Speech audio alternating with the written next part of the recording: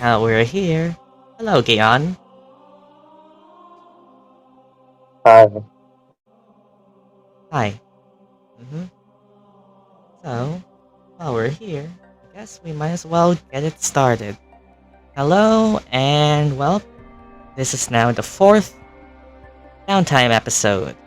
For Strixhaven, a curriculum of chaos. We're slowly going to start the endgame. I've been saying that for about a few months now, but now it's for real. As the final preparations made by each members of the party are being done. As with this part, we are joined by just Gyan Verdan. Still not a Verdan. And that's the last time I can make that joke. Not actually, but within your proximity. Yep. And well, before we get into this,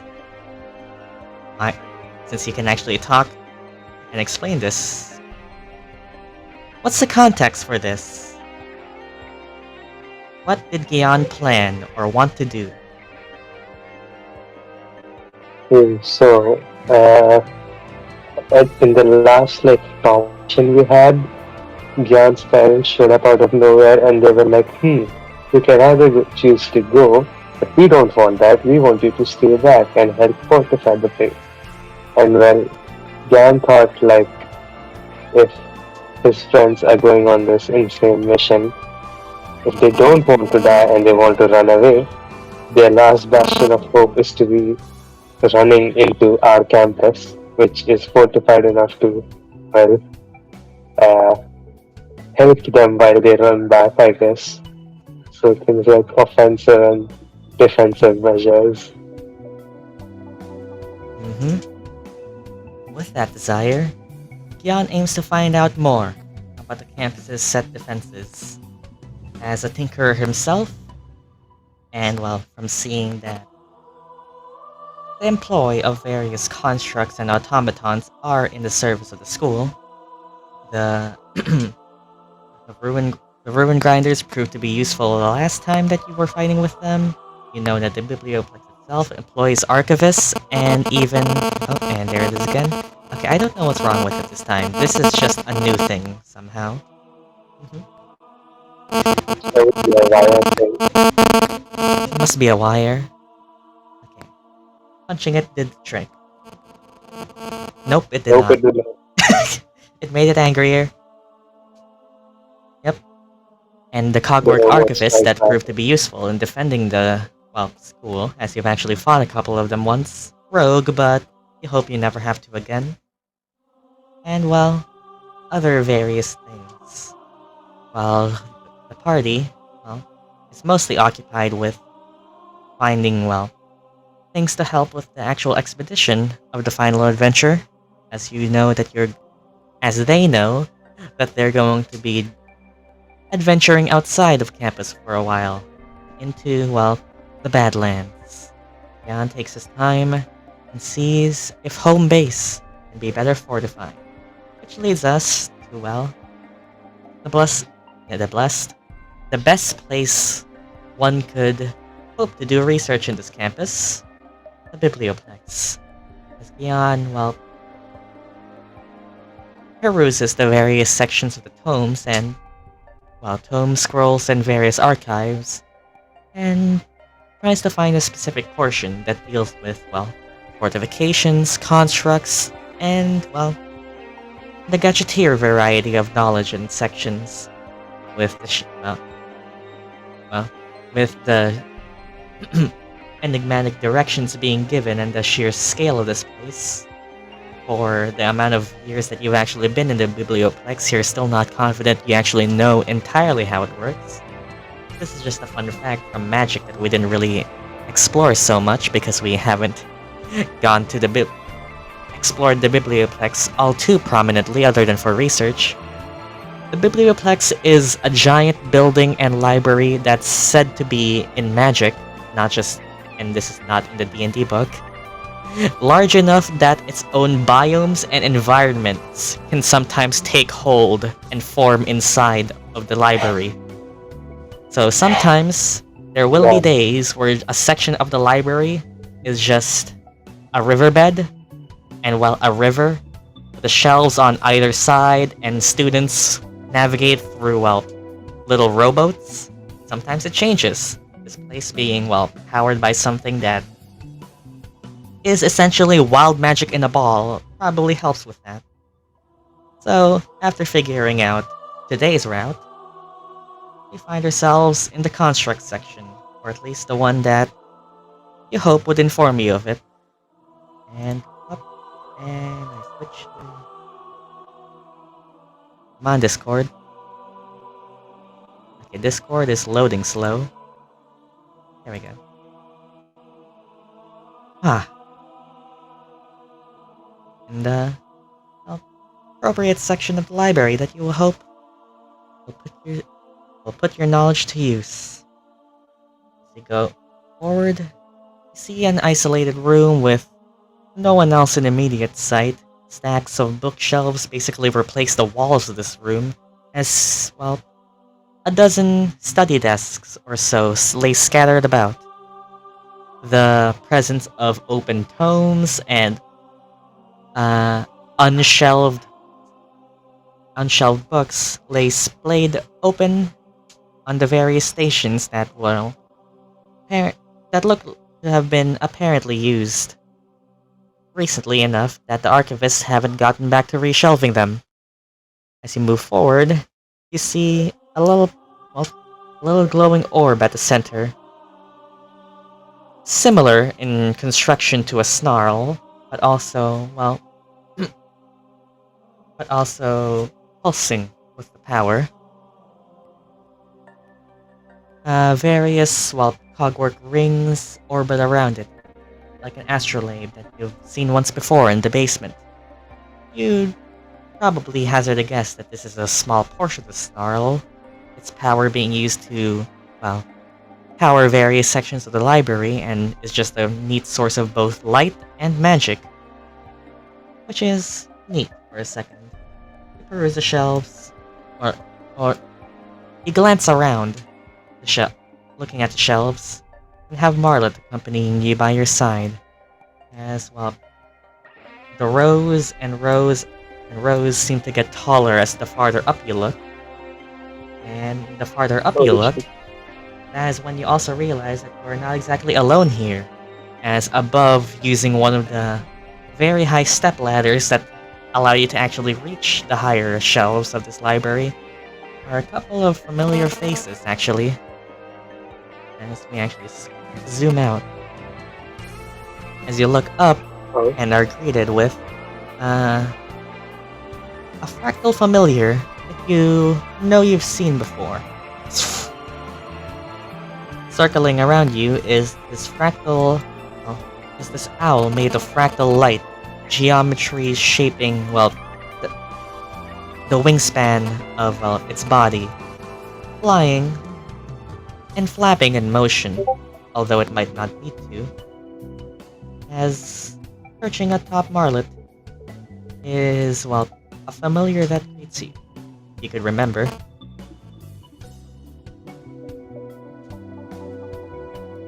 I do not, but Gyan will fetch it anyway.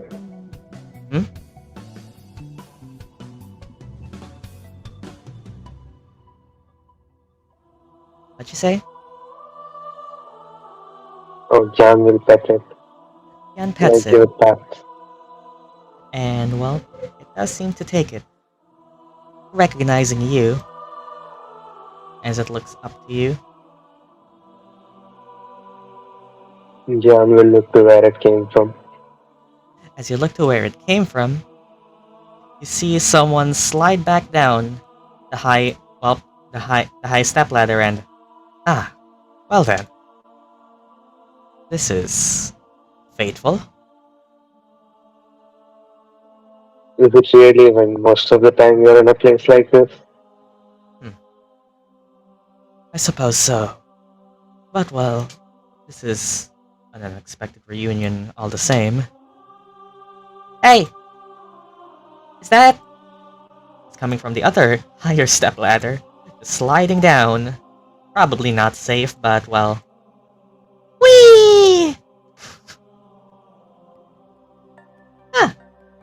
Since we all had the same idea. Sam, did I interrupt the father-daughter bond? No. Well, I interrupted him, and now I guess you interrupted us. Looks like great minds think alike. Gyan sighs. In my case, it is part of my job now. So, what brings you here? If I even need to ask. I mean, the same reason you're here. Mm-hmm. And here I was thinking I could try to be subtle.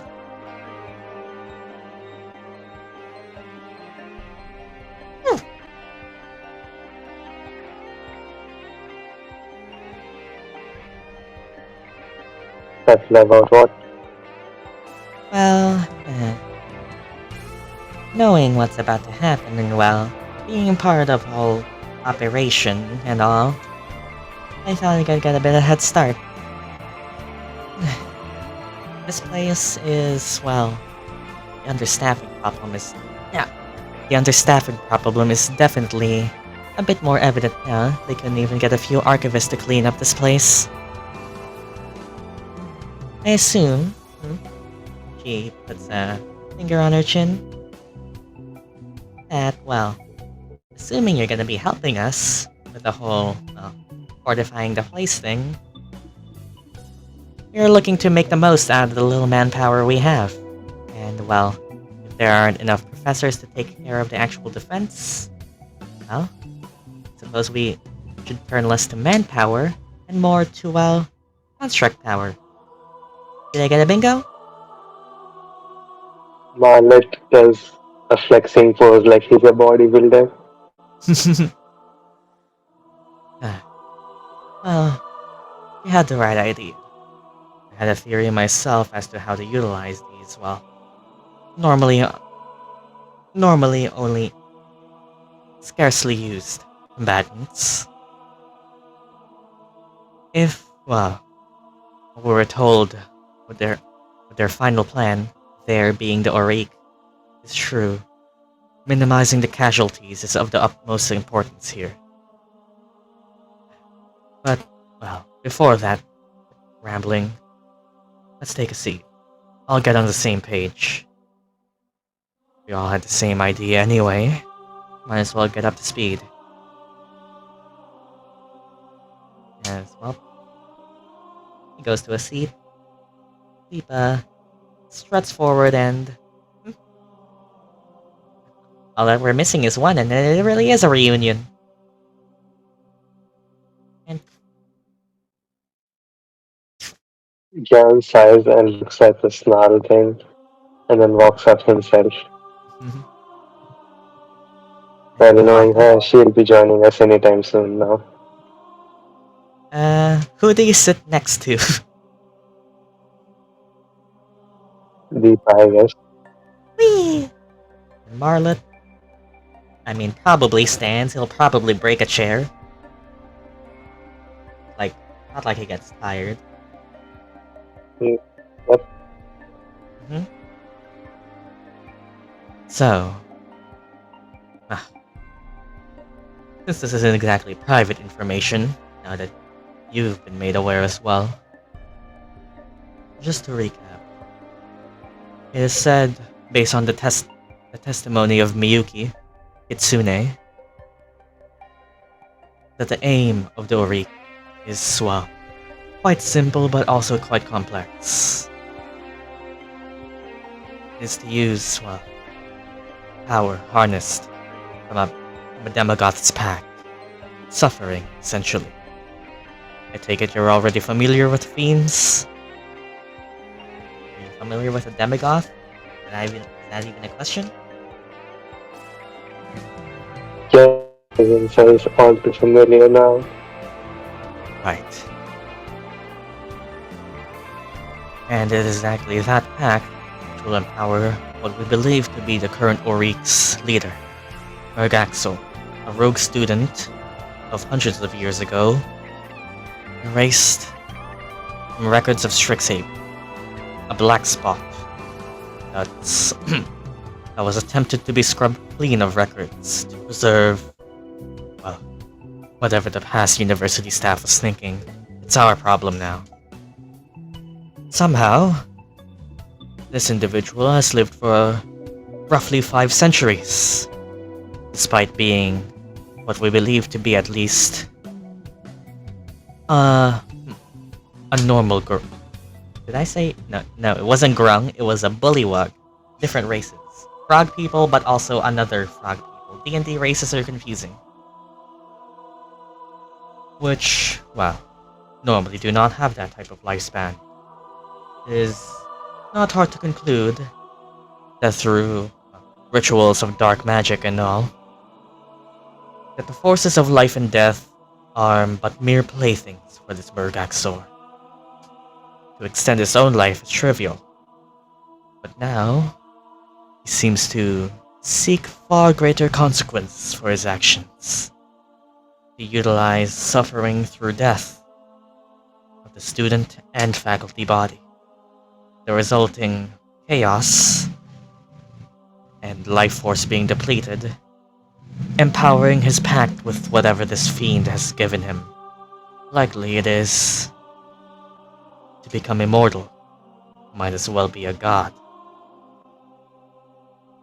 And so, with that conclusion, Owlin and I have concluded that the best way to shore up our defenses is to make sure whoever fights back against the incoming onslaught is that which possesses no life to extract.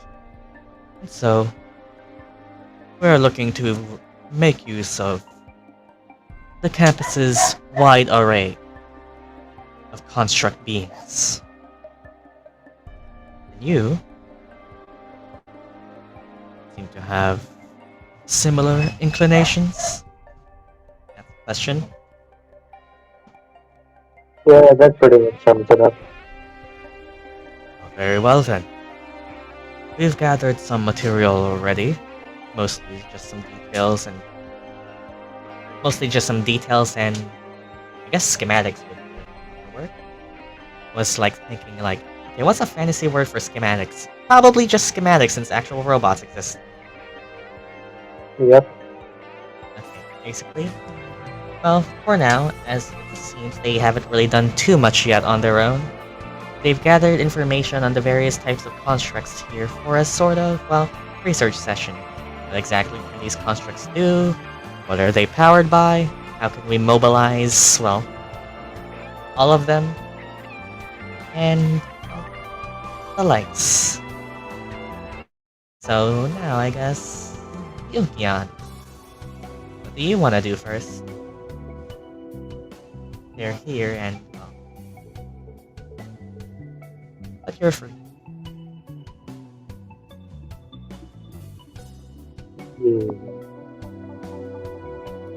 Can you make the clockwork this thing?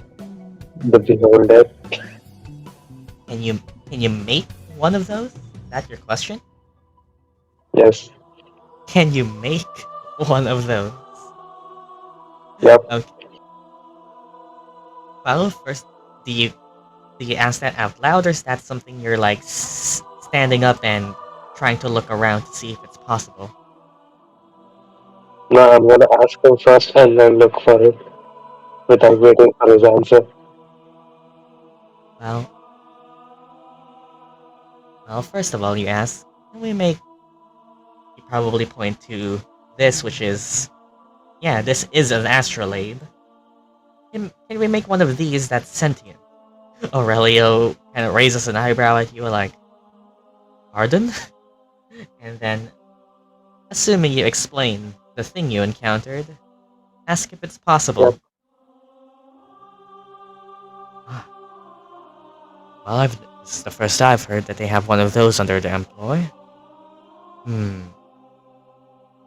While it's not something I'm familiar with, the concept does not seem too alien. The use of magic to create a construct that, well, specifically the thing that thing did, we call it the Cogwork Astrolabe, which basically works as a construct beholder. It's less of a powerful unit on its own, and is more using inherent magic in it to buff everything else.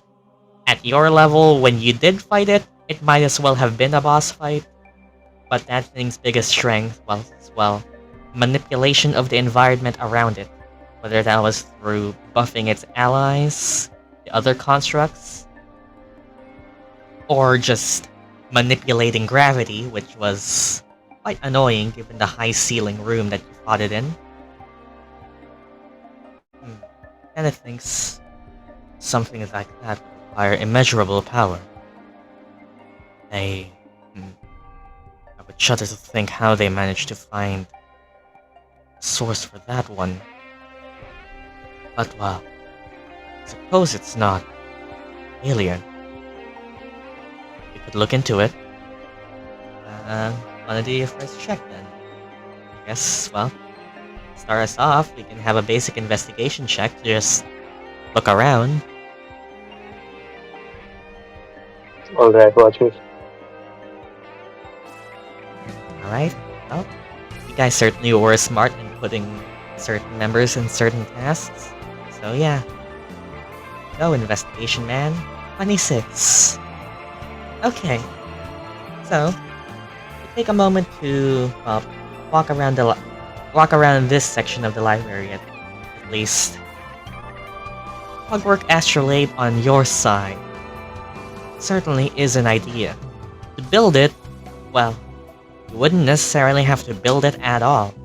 Considering the form it took last time, you take inspiration or perhaps morally justified plagiarism as well. You're fighting for your life. You take note I'm of... gonna employ some and paint it black instead.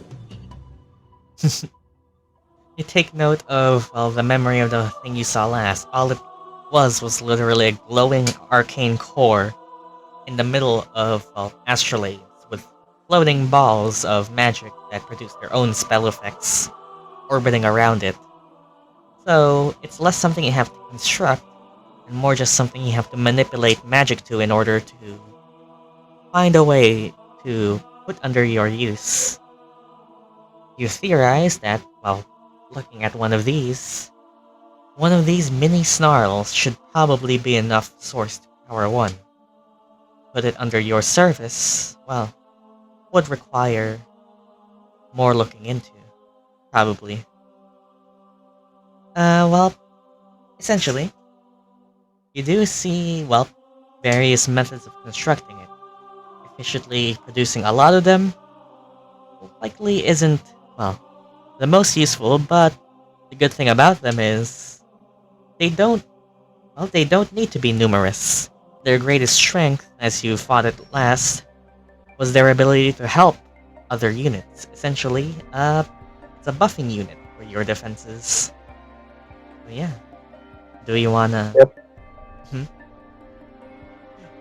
Do we wanna look further into creating an astrolabe of your own? Yes, why not give the party an astrolabe while I'm gone? Well, as conveniently as a way to not give a party the beholder as a meta reason, but also, yeah. Thankfully, there is quite an easy explanation as to explain why you don't just bring that with you. The power source itself would have to be the Snarls, which take their own power, likely from the same place where most of the other constructs employed, well, in Central Campus take their own. The Snarl of the Biblioplex itself, siphoning power from that, near endless supply of mana, is likely. Also does serve as its own recharge station. And while taking it out further than the reach of Central Campus is likely not gonna end well, which poses a concern for the other colleges, but thankfully the other colleges all have their own snarls.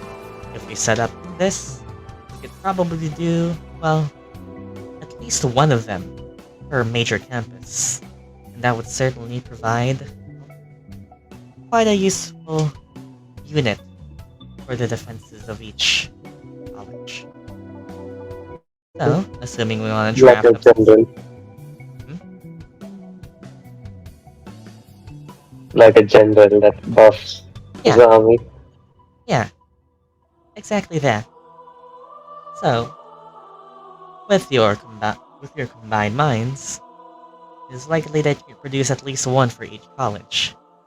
Well, to draft a proposal for it for now. Let's see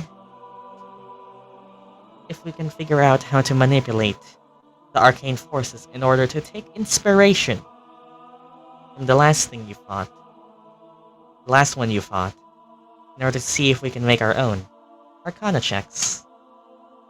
Well, singular would be checks if there was more than one of you here.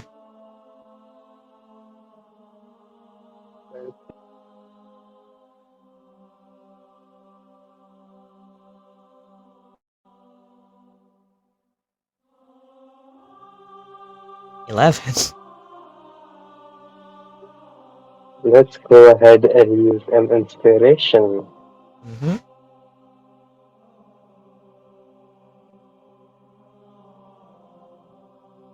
15.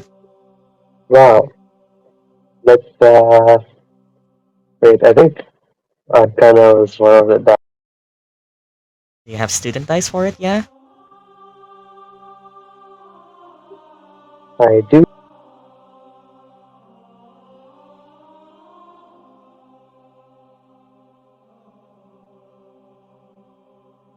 Or that would bring that up to a 19. 19. Yeah, I guess that's good enough. Alright then. So, for the help of Aurelio and Deepa, you base your design off of regular, regular arcane astrolabes. As you try to go bullshit magic talk here, as you try to figure out ways to provide, well, essentially magical circuitry in the structure. A way first draft up what is essentially a cage that keeps the mini snarl in check, as well, just trying to move around snarl, as small as it may be, is just like asking someone to, well, hold a detonating bomb. So first you draft up the core of it, the cage that will essentially serve both as the main body and the power source of this astrolabe. Then, well, through some Magitech wizardry, literally, you draft up the ways that its circuitry. I'm just gonna call it circuitry. Let's not beat around the bush. Draft up the ways the circuitry could connect the other parts, the giant rings of, well, metal that can conduct the arcane energy flowing from the core outwards. That, well, essentially are the rings of floating metal that surround an astrolabe. And then, well, you draft out the outer core of it, or the outer cores of it. Essentially, where the beams would fire from, and where the magic would, well, get produced from, as essentially, what you made before was simply just a moving battery. It could float, it could move, but it would not have anything it could do until, well, you draft up, well, orbs of magical, well, essentially enhanced and, well, enlarged arcane focuses that allow different sort of spell effects and magical effects to be beamed out of them. Exactly like a beholder's eye ray.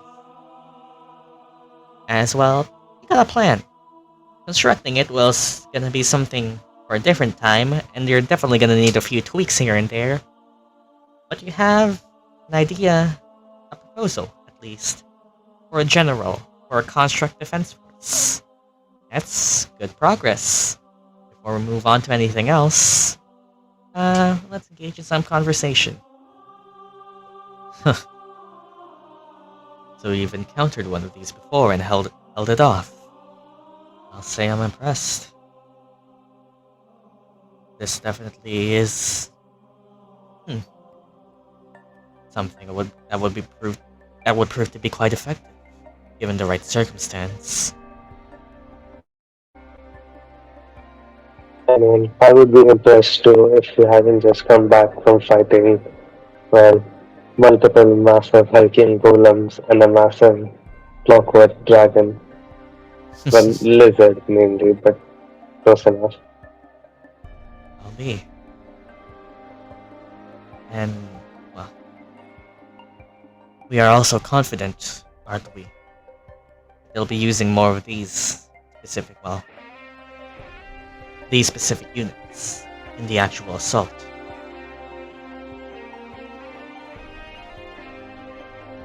Likely, if they made one, it's likely to know how to make more. Suppose so. Well then, the next order of business.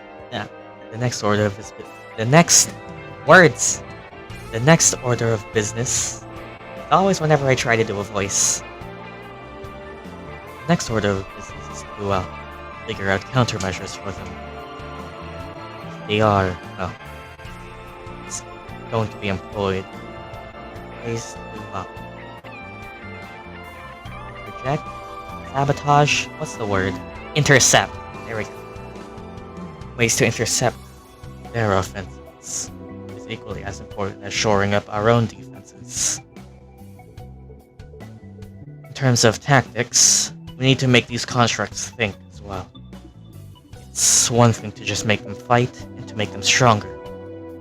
But if we truly wish to make use of their effectiveness, we need countermeasures. Ways to make them, prioritize certain strategies over others. As good as they are in terms of raw strength, I've investigated schematics for, the archivists and the lorehold constructs. They aren't meant for war, to put it lightly. We need to essentially train them ourselves. So, essentially this is planning countermeasures. This is now, up to you, really. How should we go about intercepting?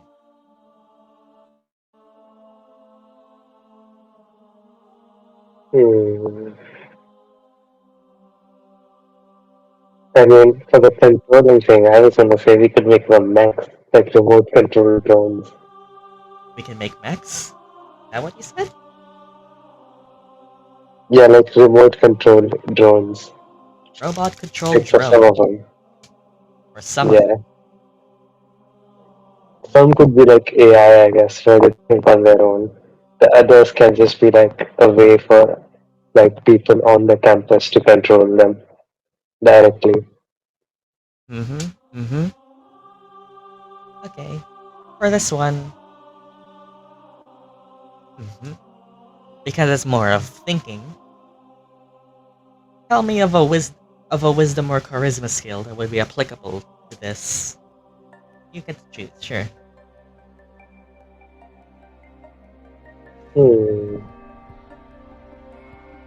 Wisdom or charisma, you said? Wisdom or charisma, yeah. To either, assess the human aspect of it, or mortal aspect of it, or just give Aurelio a convincing enough argument to consider it, since he's the one actually working on it.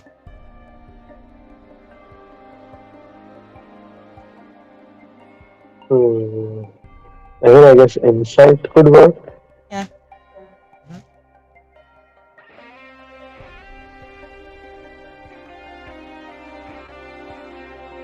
Do I roll an insight check then? Yeah, sure.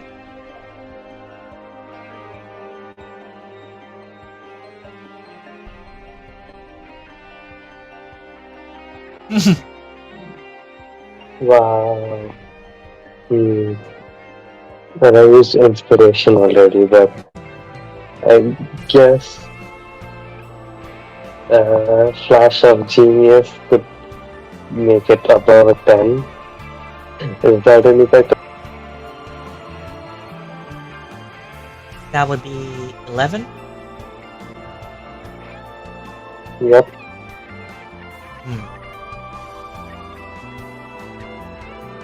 It's certainly an idea. Probably have to work around the edges to get that idea. It's pilots we need. Humana- humanima- humanitarian aspect of it is concern would probably have to address and get approval for, as we'd need the employ of willing pilots for this. We'll put it on a draft and, well, for now, essentially get it, well, get it on the back burner. It's certainly an idea, but he's not currently putting it on priority subjects for now. But for now, well, right now, you can, well, submit your own idea for now. As Aurelio just goes back to drafting the plans that have currently been established, and you get to, I don't know, do more of your own. Interact with them, search for something else, what have you.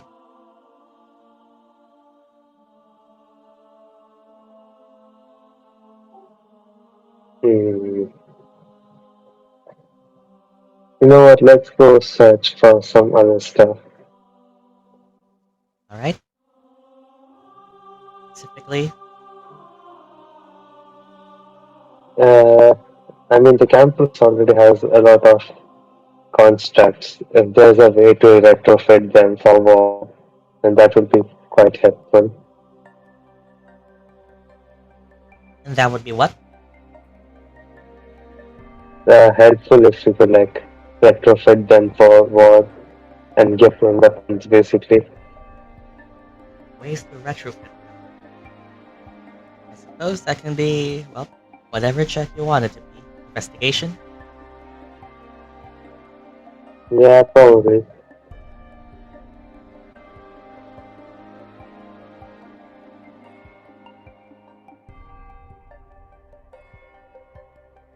Okay. Well, let's take a look across the other campuses for now. The idea of a network does present itself. If this is going to if if this is going to be a battle, the enemy that would, well, be invading essentially is not something you can detect, as with the veil being put up on Strixhaven faculty. It's gonna be important to reinforce, well, all of the campuses, yes, but at the same time know how to communicate with them. Yeah, communicate throughout them. Retrofit them, fit. You find some ideas. Grab a few scrolls, grab a tome or two, and try to bring them back to the table. Marlet, Marlet offers to carry them for you, as you get that idea and bring it back here. As dropped down here are more ideas to work on. So, a bit of time passes as you three work, and Marla just stands there, trying to fit around this idea. Deepa points out, well, probably your most pressing issue.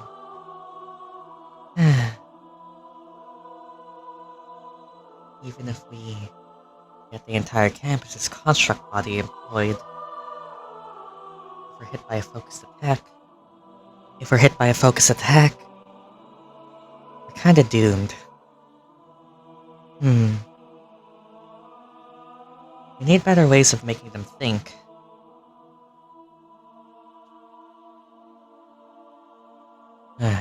Suppose human intervention in this is something we could employ, yes. I'd rather not risk the threat, but... Wait a minute. Figure something out? A theory just came to mind. Boy. Games. A game theory. Boy. Yeah, he asks you, Gyan. You said you've brought this one along throughout all of your adventures, correct? Points to Marlet. Yep. Even though he's Endured many battle scars. Well, that's it. Oh, boy. Deepa. Deepa seems to have the idea. Our biggest problem right now is that Strixhaven's constructs are not exactly combatants. They may have the capability to fight, but they are not so effective at it. They are, well, they are assistants most of the time. It's not often enough that the campus engages these types of all-out conflicts that defenders would be necessary. So, they're configuring, just trying not to say programming, would not be meant for all-out war. However, if we had a source of essentially trained AI that can respond well, both, immediate situations and have a general knowledge of combat tactics it has learned and developed throughout multiple generations, we may be able to, essentially implant an AI of, tactics. Every, programmable construct that we have. And the key may have been with us all along. Marlon becomes savage. You look to Marlet. Marlet looks back to you. And then to, Aurelio. His face triangle lighting up and, flashing to show emotion.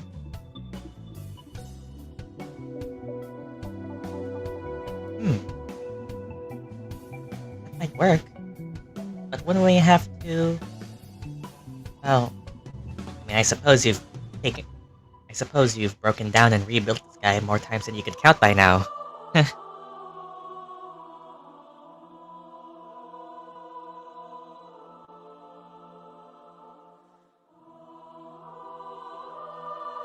Oh, did you say something else? Well, Deepa basically asks, wouldn't we have to take him apart? But, oh yeah. Well, you've probably already been doing that more times than you can count. Yeah, and besides, you could just build a mechanism that just opens up for us to access and then closes back up if we need him to fight specifically, if ever that need arises. So... what powers him again? What's Marlot's power source?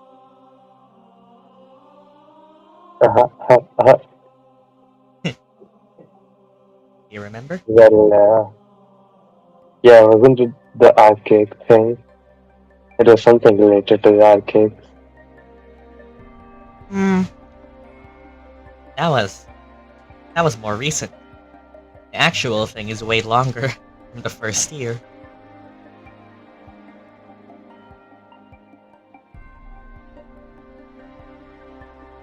So...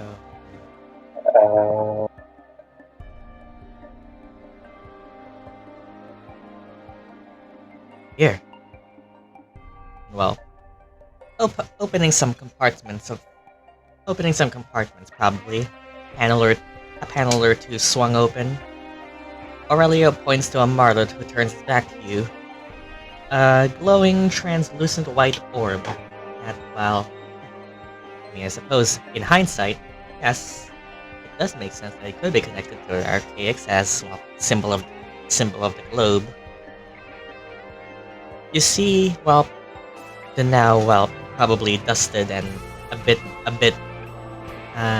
stained is not the right word, dirtied with ash from the probably multiple times Marlet has short-circuited in battle. Aurelio points to the drift globe that was inside Marlet. It powered Marlet since your, first year. That was so long ago now. Yeah, we were almost. So, if we could Well, he doesn't do it, but he sits back down and ponders. Essentially, I'm just not gonna do his voice anymore. Essentially, we could give the Strixhaven's constructs Marlet's AI, then we would probably have a team, well, a campus-wide army of Marlets, all armed with his knowledge. This may work. We don't have the numbers, but we can have the tactics down. And this may provide a suitable defense. But, well, as constructs they may be, they are still, looks to you, silently asking if you would be willing to do this. Turning Marlet into Jarvis. I mean, sure, why not?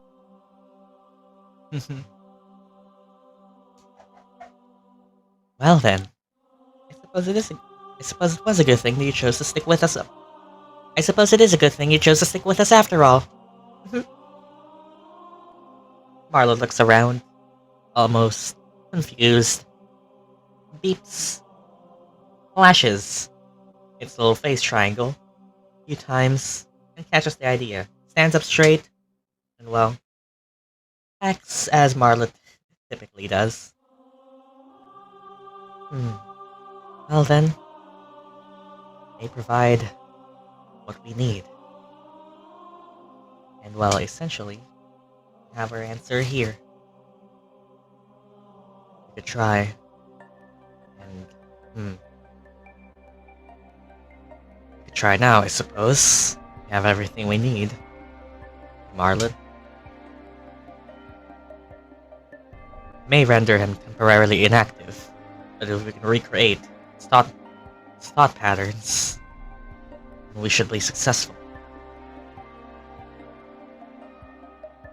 You want to try it now? Sure, why not? Alright. Looks around. Suppose I could use this. Come out as satchel, probably. Aurelio pulls out a clear crystal orb. Almost, well, with a glance, you can tell that it's probably an unused magical component. Here we go. And storing magic within these is, well, basically the equivalent of a battery. Looks at the snarl, or the mini snarl that's here at.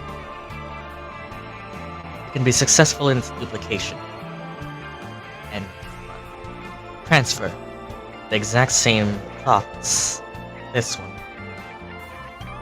And it should prove our theory to be possible. Well then, suppose we have our answer. Deepa slides across the table. Well, it's just up to you.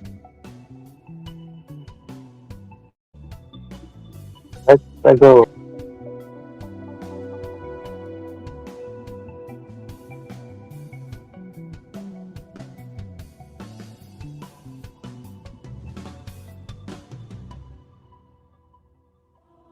Oh god, it's asymmetry. There we go. Symmetry.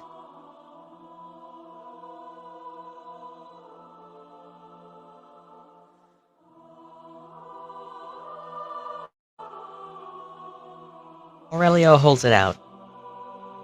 Basically, assuming you take the one inside Marlet out,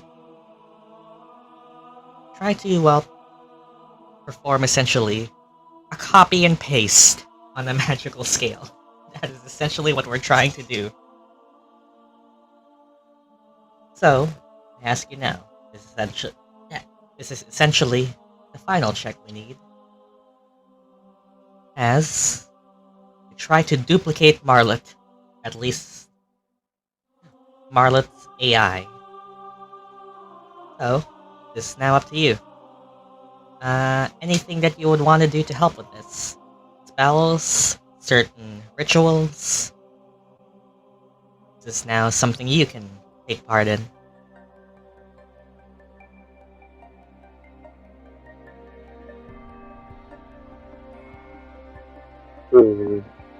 Aura of vitality, does that work? What does it do? It's a healing aura, technically. Healing energy radiates from you in an aura with 30-foot radius.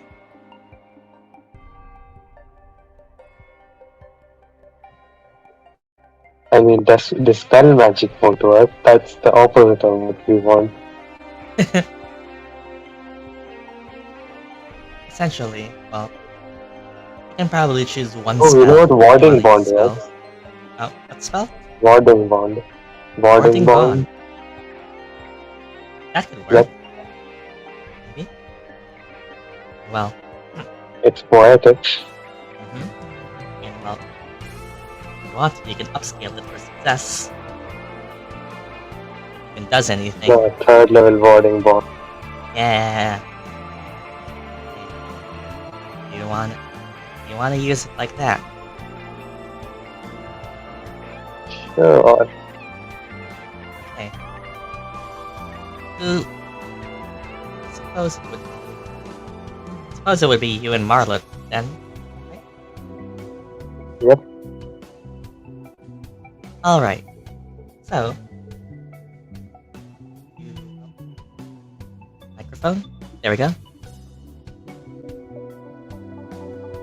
Place a spell of warding across both of you and Marlon, connecting each other through a beam of light. As well, Aurelio begins the actual incantation to siphon power from this miniature snarl.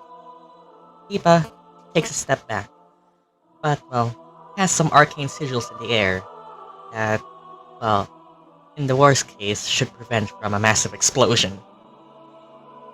As, well, starting to siphon energy from the snarl causes the spinning vortex of arcane light and my microphone to be interfered by the static of it.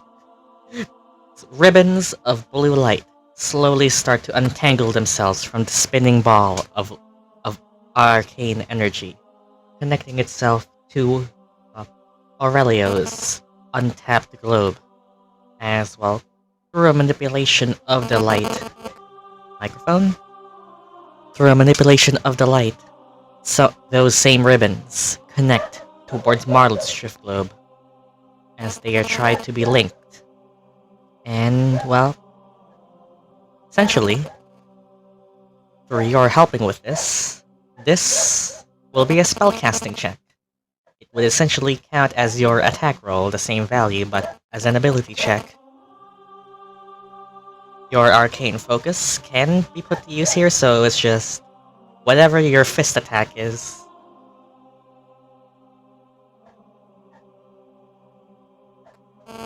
This is your spellcasting check, so it's basically a fist attack, but as an ability check. Same value.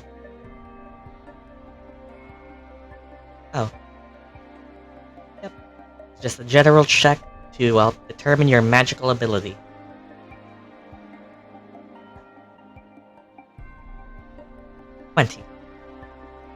Right? Are we using that?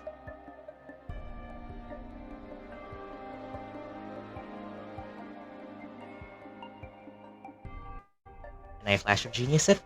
Sure. Not like you're using it for anything else. As arcane energy swirls inside of both the drift globes, you, well,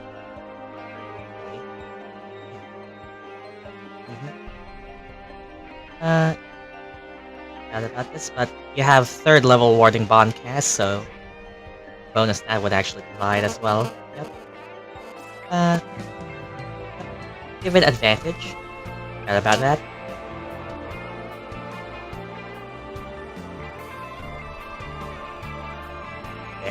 +1. 25. As swirling yeah. Oh, thankfully. That's good. As the swirling ribbons of light connect through drift globes, the energy from, well, snarl, well, not exploding, but expressing itself outwards, starts to infuse themselves with much power inside of the magical items that the power is being siphoned through. Thankfully, that would be your that would be a pass. As how much? Well, we've kind of done this with Midnight, so you probably should have. So you probably already know what this means. How much HP does Marlet have? Just checking. I haven't like updated it for level 10, but right now he has like 50. Yeah. But how much? I'll just calculate it right now. I think it would be 56 now. 56. Yes, 56. Okay. So essentially, yep. Thankfully, this is a smaller one, but still, it is significant. The arcane energy jolts into Marlet as the large energy siphoned from the snarl is attempted to be utilized to try and unleash chaos, to try and control the uncontrollable. Wild magic you tried to contain into a controllable and finite space. As flaring, arcane energy just pulses and threatens to destroy Marlet. First of all, the base value of it would be this. But, well, thankfully, the good thing is, first of all, you passed the check.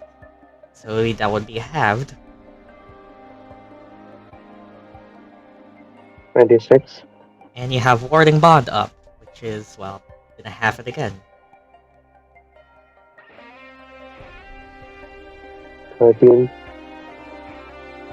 That would give it to 13. And, well, with minimal effort, thankfully, Marlet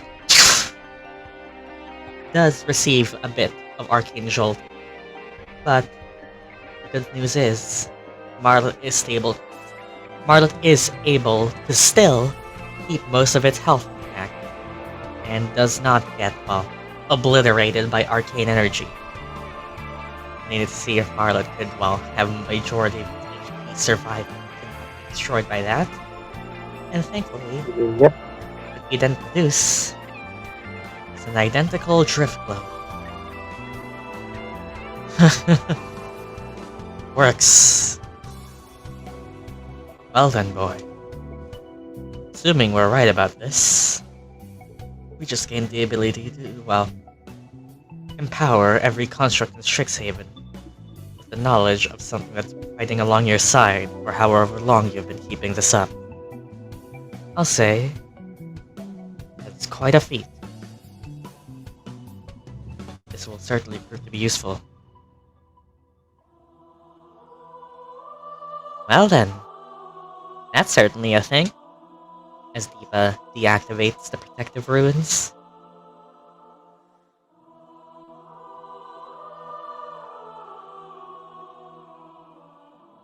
It worked! Woo! I'll talk to Viola about this. If we are successful, we can enact this plan. Right? Well, currently Marlet is AI-less, but, putting it back, you can find, you can find that Marlet just takes a reboot process and, you have Marlet again. But, Arleigh moves forward and just goes, For now, though. Microphone? The process may be slow, but it is useful. There is, though, one last thing that I mean to ask. Do you truly wish to continue to help with this endeavor? You have your friends, and I know they are going to choose to follow their own path. To walk adventure. To confront the enemy head on. You are quite talented, boy. Your skills go beyond that, just a regular student. I've heard of your exemplary marks. You certainly have proven yourself while you were here.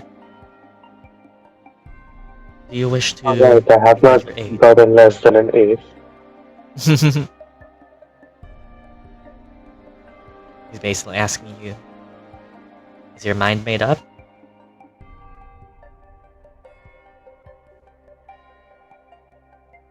Yeah, pretty much. I've talked to my friends already and we all think this might be the best path. Then, he puts a hand forward. Not as my son, but as a fellow scholar and expert in the field. It's a pleasure to be working with you then, Gyan Verdan. Basically, puts forward that hand to basically signal, not as a father and son, as fellow experts. Welcome to the field.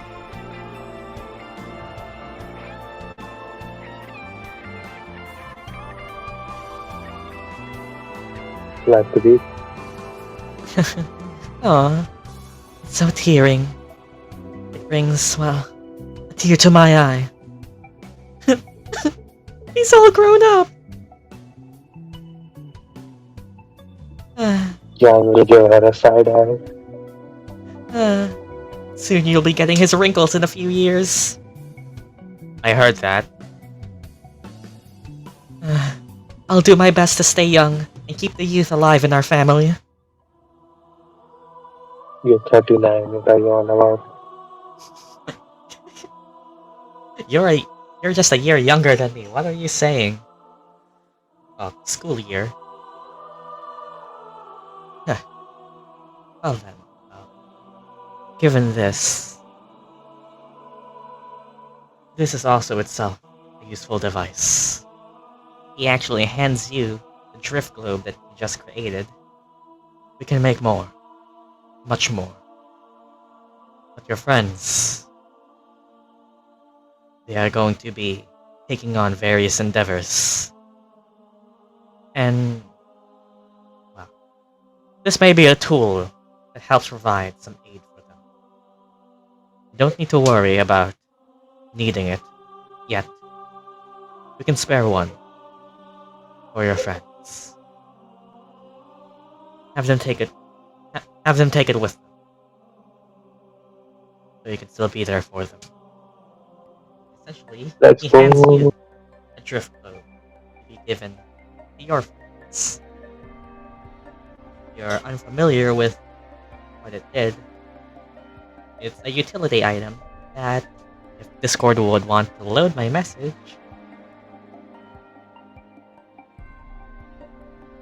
there we go. Drift globe uncommon. Small sphere of glass that, well, with a spoken command word, you can make it cast the light or daylight spell. And it can't be used again until the next dawn. It also floats and helps. Well, you do remember that you might have to be going down certain caves, well, they might have to be going down certain caves and, well, walled off sections. He hopes this may put them to peace. I guess that would be useful, yeah. You have light spells, but, well, you do have light objects, but those only go so far. Give it to them, he says.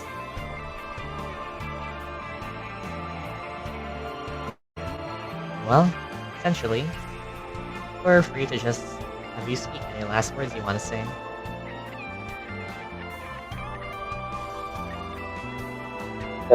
Jan just says that he'll probably be back to do more research and to make more shit, but for now he's going away. And runs off. Certainly do have our jobs cut out for us. But That that's we do. for later. So, it's good working with you. We'll be hard at this for a while longer. Because with that, we can conclude here. As, well, one other thing that benefits you here is that your efforts to, well, embolden the campus also gives you 2 charges of hope, which is what Celeste sent. I'll be counting that myself, so that really matters most to them. But it does prove to give you some luck in order to combat these trying times.